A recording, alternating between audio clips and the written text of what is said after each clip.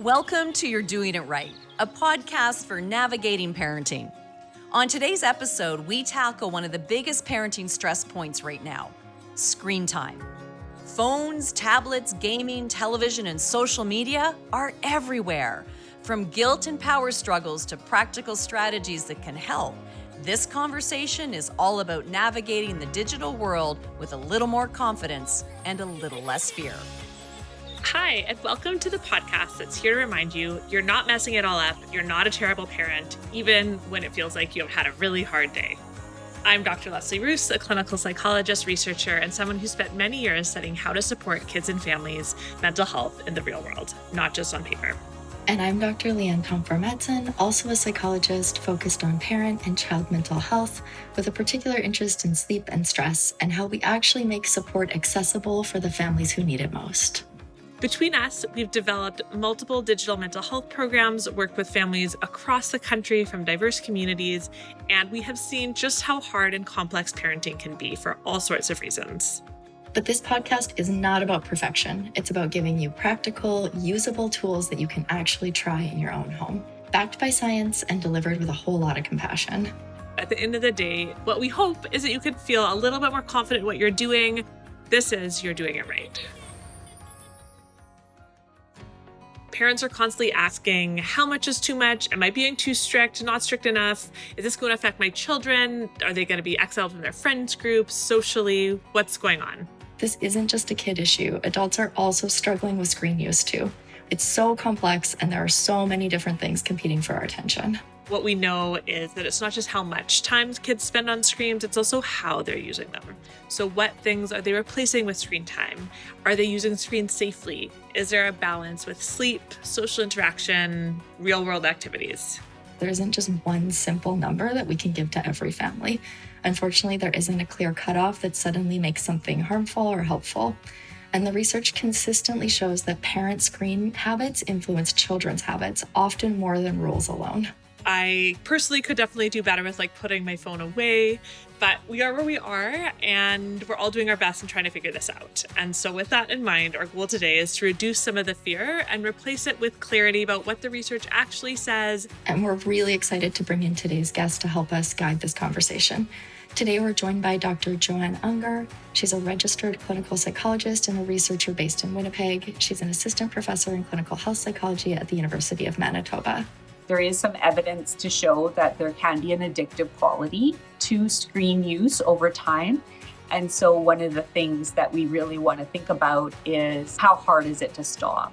Joanne works closely with children, adolescents, and families, and her research really sits at the intersection of mental health, parenting, and digital life, especially how technology is shaping kids' emotional and social well-being. And a big part of her work focuses on making mental health supports more accessible. So looking at things like online or low-intensity interventions that can reach more families in a practical way. When it comes to screens, we're not going to be talking just about limits or time, really thinking more about how family dynamics, emotion regulation, and digital habits all interact specific to your kid, which is exactly the conversation that we know so many parents are trying to navigate right now. And she's also involved in several different research initiatives supporting parents and kids, from emotional regulation to virtual mental health programs. So she brings a clinical and a research lens to this topic. Welcome, Dr. Unger. So before we get started, I'd like to ask people a little bit about their story and how they came to this line of work. Well, ever since I was very young, I always really enjoyed children. And I think that there's a way that they move through the world and see the world that is really wonderful. I also think working with kids is super important in the area of health and mental health, because the earlier we can help families, the earlier we can help kids with some of the struggles that they may be having, the more helpful we can be in the long run. We can change some trajectories. We can help make problems not be so big as people get older. And then families I really enjoy working with because, as you just mentioned, there's so many great ways to be a parent, to be a caregiver, to be a family, and we all live with other people. And so one of the best ways to help kids is to help whole families relate to each other and support each other using all the strengths that they come with. We learn so much from our own experiences. How has being a parent reframed some of the tools that you might use or change how you work with families? I think it's really given me a perspective of how moving through parenting and moving through that role of taking care of small people in your life is a bumpy one. And it's got lots of twists and turns, and you have to adapt and flex, and that we're all human, doing the best that we can, and often using it to normalize some of the challenges parents come with. I think sometimes we pathologize or we think something's very, very wrong when a lot of things are just the road of a growing human that is hard sometimes to help them move along that developmental journey that they're on. So I certainly think and try to convey that with my families so that they're gentler on themselves, and it's holding that both, right? Like we're all doing the best we can, and we all have something that we can learn to do a little bit better, and that's okay. You've done research on children's mental health and well-being and screen use. When did you really start to see this becoming an issue for families? I think it's been a slow creep. I've been in this profession around 15 years, and it's just slowly been creeping up. And I think as, devices became smaller, cheaper, more accessible to children and families, we've just been seeing that impact and that question from parents around, how do I handle this? How do I manage this? Then the research often comes out later. So sometimes parents are coming to us and going, hey, I'm worried about this. And we're like, well, we think it might be this, but we're not sure. And I would say today, probably 100% of the time that I'm working with family, we're going to talk about screens and screen use at some point in our work together. There's a lot of fear-mongering that I see on social media from people who, selling books about how children are destined to become, screen-dependent little critters. What's your take on that? There's a lot of things that we know that works well to support kids that we can do. And, the research is showing too that there are benefits, and it's how we use screens. You can have too much of a good thing. There's lots of reasons to think that we can manage this.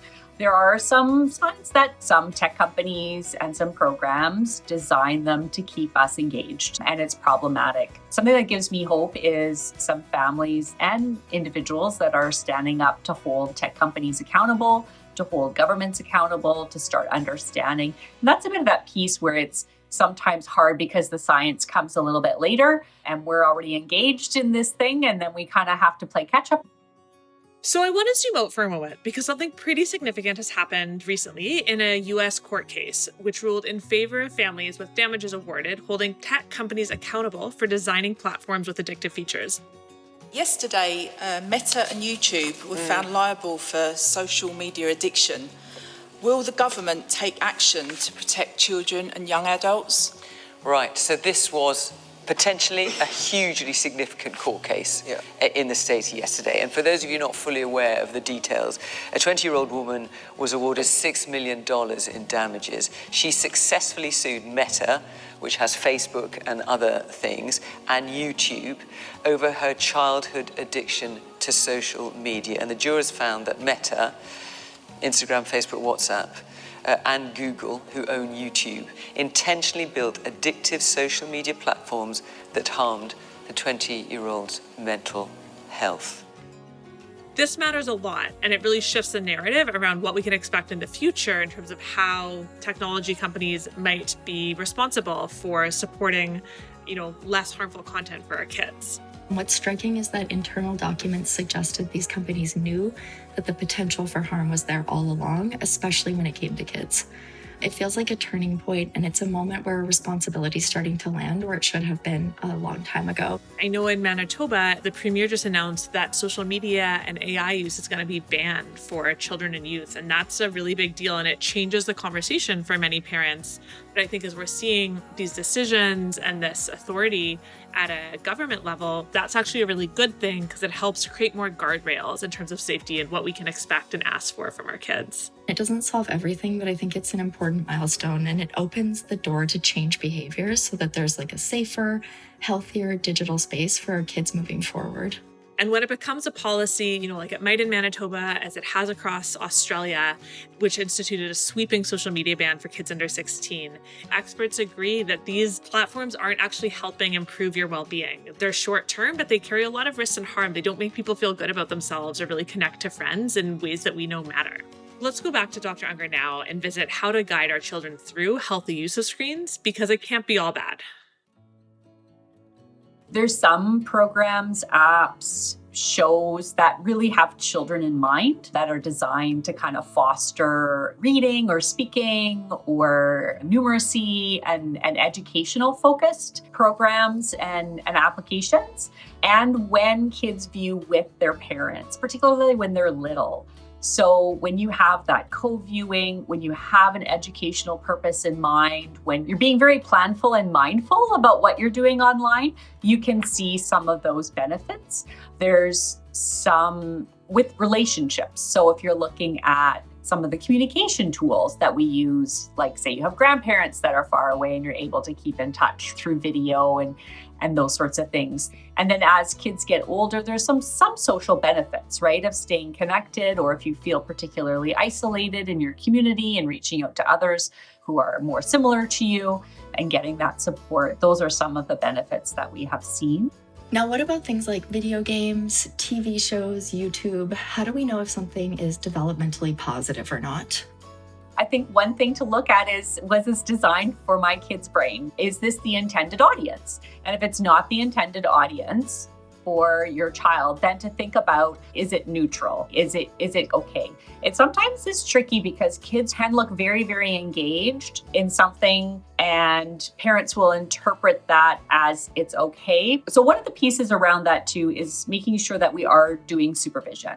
So we should know what our kids are doing online. We should be watching what they're watching so that we can use our adult brains to say, hey, is this something that a kid should be watching or looking at? So if you think about child development, you have to think about we're guiding them through these different stages, but we are actively growing up adults in one way. And so we need to help them experience and have lots of different types of activities that help them grow in all their different areas of development, like motor development, social development, cognitive development. So that's play, physical activity, being outside, pretend play.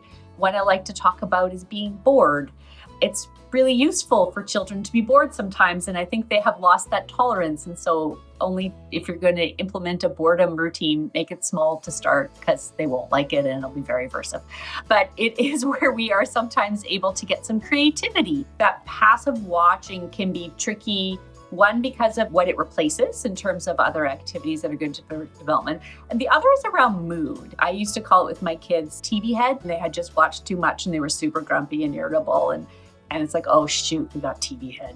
With my teens who I'm working with, I get them to think about, so how do you feel after you're done? Do you feel better or do you feel worse in your mood? And often the answer is, I feel worse. So then how is this helpful for you in your life and your goals? Is there something you want to change here? And sometimes it's even about who they're watching or who they're following. It's like, that person makes you feel worse about yourself. Okay, so maybe that's the person that we don't follow anymore, right? Because we want people in your life who help you feel better about yourself.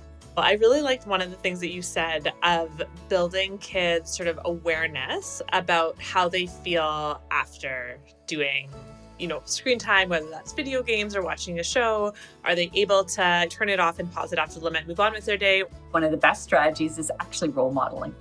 So parents role modeling how they're engaging with their screens and how they feel is one really neat way to teach kids to do that as well. This is part of social emotional development in all activities that we do with our kids, is helping them learn how to name their feelings. And we start by naming it for them and say, hey, it looks like you might be feeling a little bit grumpy, or you might be feeling tired, or you might be feeling hungry. And then we can do that. Oh, you watched a lot of videos today. You're feeling a little grumpy. And then they might tell you, no, it's because you made me stop. And that's why I feel grumpy. That is an indication, right? It's like, okay, so, maybe we need a little bit of a break if we're having trouble stopping when it's time to stop. We've talked about the idea of healthy relationships with screens. What do you view as a healthy relationship in today's world for kids and families to have with their devices? So my answer is a little bit theoretical, but I think, and takes a bit of self-awareness to figuring out, there is some evidence to show that there can be an addictive quality to screen use over time.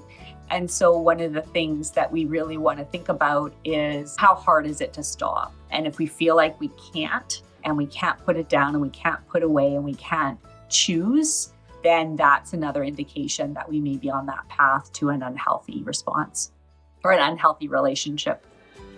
Let's dive into some practical strategies. How would you want to approach getting started with setting realistic boundaries? I think it starts with having a bit of a plan.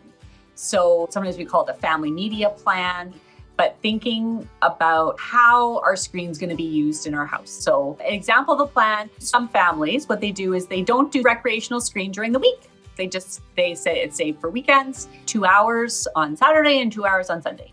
So if a kid comes to you on Wednesday night and said, I want to go on screen, well, no, it's the weekday. You know what the rule is, and that's what we're going to do. So having those plans, having them clearly communicated is also really important. If you have older kids, getting their input on it can really help with buy-in and can help with having that good and clear communication process.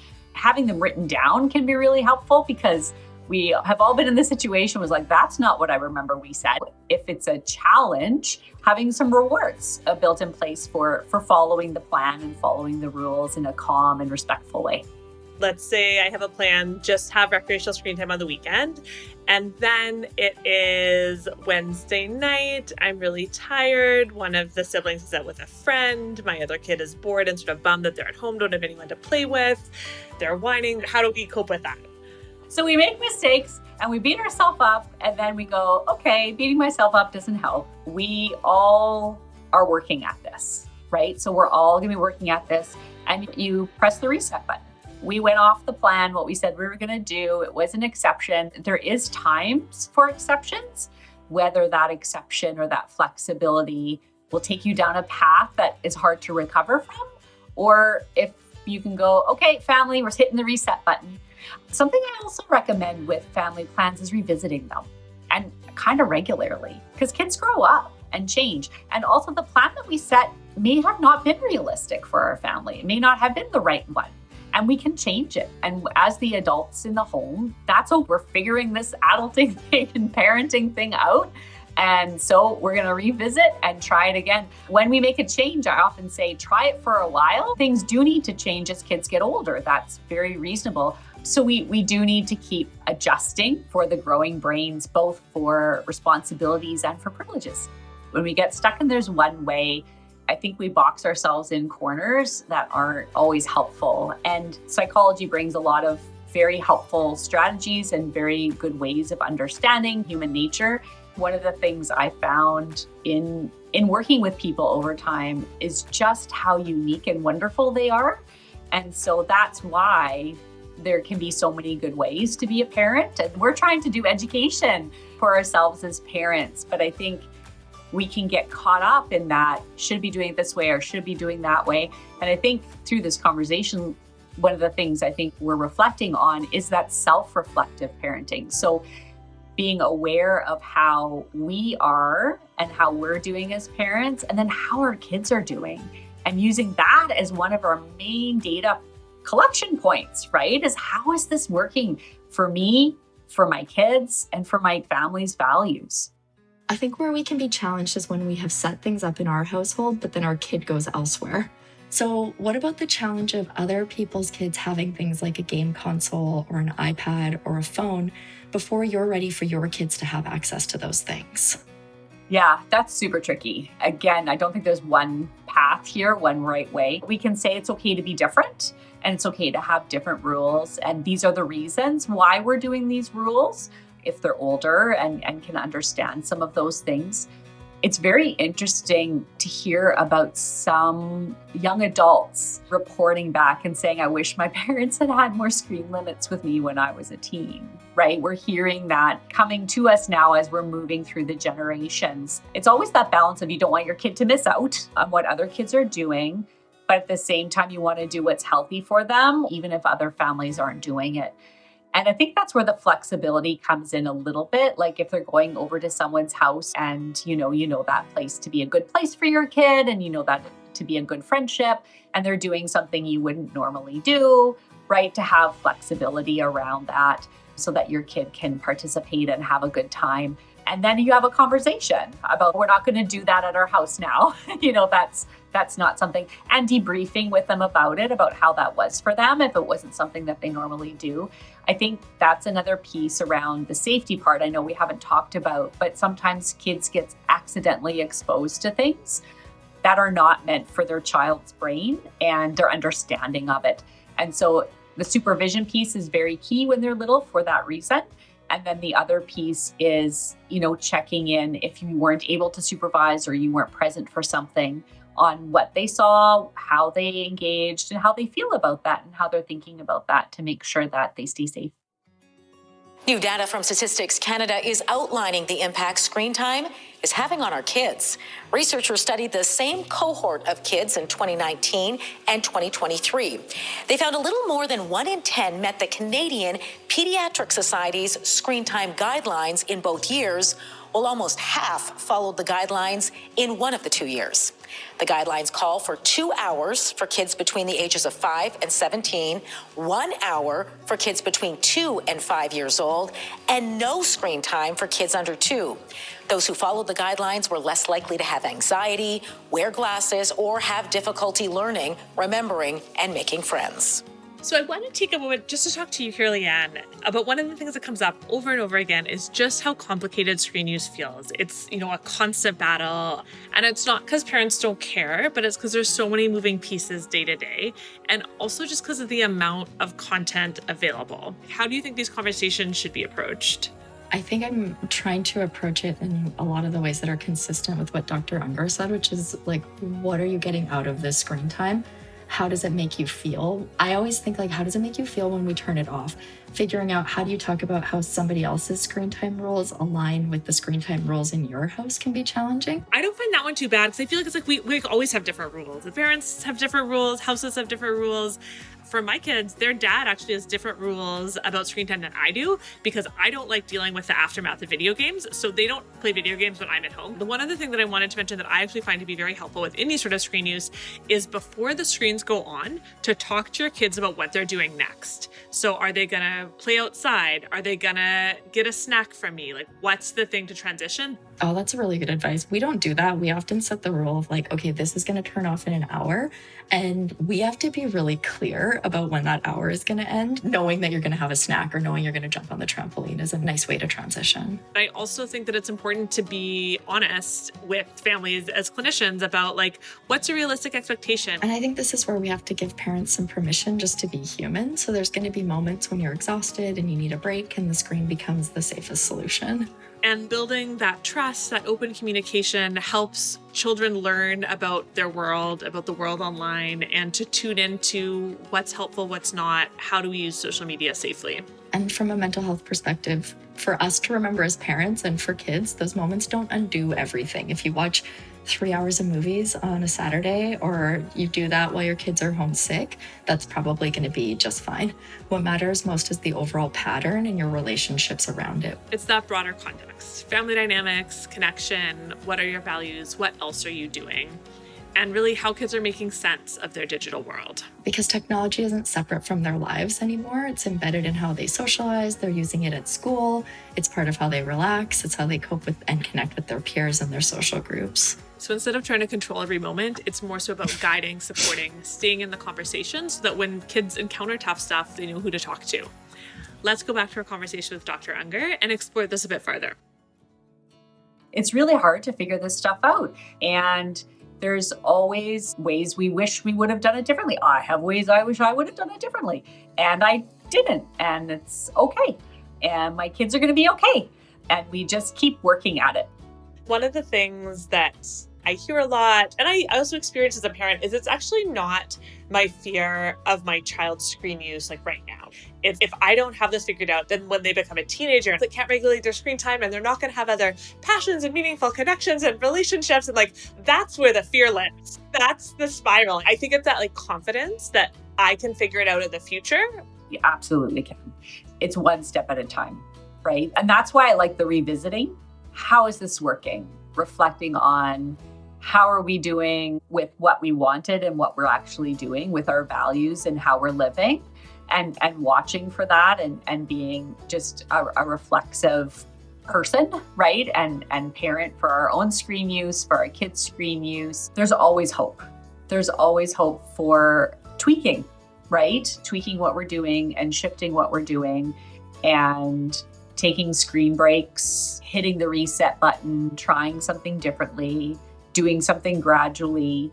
Yeah, one foot in front of the other is really the best way. And to think about, it's back to that active parenting, right? So the folks that we worry about are people who aren't thinking about it at all. I really do believe it takes a village to raise a child, and doing that with each other, with other parents. So people who know you, right? That's what I mean by community. Yes, those people who have a vested interest in your well-being and your kids' well-being. One other thing that came across in this conversation that's important and probably comes across in all of our conversations is that when you think about the future, the single most protective factor for kids is a strong relationship with their parents and the other adults in their life. It's the foundation for all parenting, right? It's an old theory, but it's well tested by time, is the authoritative parenting, which is warmth, compassion, caring with rules and structure, and believing in our kids that they can do these things. And so that really helps us to have that foundation. It's a conversation. Now, when they're little, we have to be more in charge, right? Their brains aren't such that they can have those conversations in a meaningful way yet. But as they get older, the more and more we can involve them in talking about this, in thinking about it. It is something about like developing the skills that they need to engage with screens, developing this, as with everything in life, right? So all of these teaching pieces start with a foundation of that positive relationship where we listen, we hear. When kids have big feelings, we connect with them first. We help them settle before we teach. I say that one out loud because I struggle with that one, right? I like to jump to the teaching, but we really try to help kids with their emotions. And then as they get older, that collaborative piece where we involve them, and we involve them collaboratively, both as a relationship piece, but it's also a teaching moment. So this is how we're teaching them how to think. When we do collaborative problem solving, collaborative media plan building, we're teaching them how to manage themselves. So having them involved in this process of what the rules are, what the rewards and consequences are, helps them think about, okay, how do I want to do that when I'm an adult? How are you going to put your phone down? How are you going to reward yourself for doing your university homework? So we use those same principles for ourselves. And if we can help teach them those as they grow up, then hopefully they can maintain that and continue that growth. And I think we continue to grow and hopefully get better as parents too, because we're always learning. We know that kids don't come with a manual, and we have so many pressures and changes that occur along the parenting journey, and we can be really hard on ourselves. I think one of the things I really want families to think about is using the strengths and the parenting skills that they have in other areas, and that they can apply those to parenting around screens. I think sometimes we feel like it's a qualitatively different thing. And I think part of it is that pull of the technology is very strong. And so it feels harder. And the emotions can be very big around it sometimes. And so that's understandable. But if we can use some of those same skills and strategies that parents have, that they've used for managing junk food or making sure their kids have hygiene or making sure that they go to bed, right? We can use those same principles that have worked well for us with our kids around screen use too, and that's okay. Some of those things would be like having routines, having collaborative discussions, clear expectations, rewards when things go as scheduled, all that. You summarized that so well for me. Thanks, Jo. Thank you. When I step back and sort of think about everything we've talked about today, one of the biggest takeaways for me is that parenting around screens is actually not a completely different kind of parenting. One analogy that I always find really helpful is, if you wouldn't leave your 12-year-old child alone for hours in the evening with a group of total strangers, you shouldn't be leaving your 12-year-old child alone with a group of total strangers on the internet. And I think what we heard today is that the research continues to show us, like across all topics, is that boundaries paired with close connection is a lot more powerful than having a fear-based reaction or panicking about this new parenting challenge. Absolutely. Sort of what Dr. Unger talked about. It's not about, having the perfect rule or getting it right. It's about that sort of staying engaged and letting your kids earn that trust. So having your eyes on and then gradually eyes off and making sure those conversations are still happening so that they can be learning responsibility over time. And it doesn't have to be all or nothing. And we don't have to change everything overnight. I'm thinking about people who are trying to shift screen time rules in their house. Like, just little shifts matter over time. And little shifts in conversations with kids, I think about family values can be really helpful in giving your kids that opportunity to be a part of the conversation.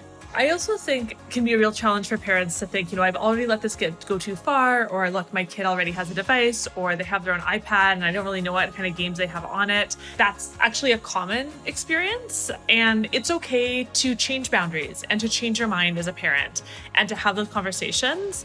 That's also okay learning, and it's okay to be fallible as a parent. I always want people to know, they don't have to get it right the first time. It's okay to sort of feel like maybe you got it wrong and you need to change your plans, and that's super reasonable. Yeah, it's okay to adjust as you go. Because when we understand the why behind what our kids are doing, when we can have those conversations with them, get curious, things can really start to change, and it can allow us to feel like we are actually doing it right as parents. On the next episode, we'll talk about why sleep can be so challenging, what healthy sleep can actually look like, and give some gentle, practical ways to support better sleep without it feeling like a constant battle. Until next time, get some sleep, and this is You're Doing It Right. Listen to episodes from You're Doing It Right wherever you get your podcasts, including YouTube, and visit yourdoingitRightpodcast.ca. Connect, follow, and reach out to You're Doing It Right with your questions or comments on Instagram at You're Doing It Right Podcast. Another Everything Podcast production. Visit everythingpodcast.com, a division of Pattison Media. Subscribe wherever you get your podcast.